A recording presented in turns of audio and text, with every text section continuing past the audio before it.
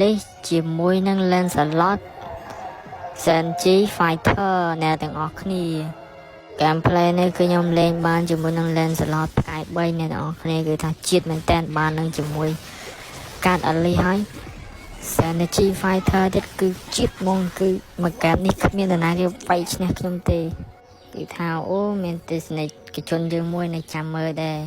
ថាមើលទៅឥឡូវនេះខ្ញុំកំពុងតែ refresh យកតែស្លាប់កាយ3គឺបានហើយឆាប់ចេញមកបានស្រាចហើយ OMG Oh my god ជាតិ surrender ហើយទៅគ្មានគីឡូជាមួយនឹង Lancelot ទេ Lancelot ខ្លាំងកប់ស៊ីយកគឺថាគ្រាន់តែដាក់ Lancelot គឺអំណាចម៉ែមើលឈាមគឺឡើងឆ្អិនឆ្អៅមកមើលតែផ្កាយឡើងក្រហមឆ្អិនឆ្អៅតែម្ដងអើយពួកឯងឆាប់ចាំស្លាប់ទៅយើងនឹងសម្លាប់ពួកឯងចាំបន្តិចសិនទៅយើងកំពុងតែទៅហើយហាឆាប់ងប់ទៅsing switch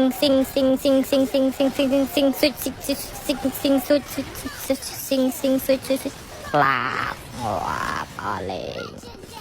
គឺថាបាន legendary ឥឡូវយើងធ្វើការបានលេខ1តែម្ដង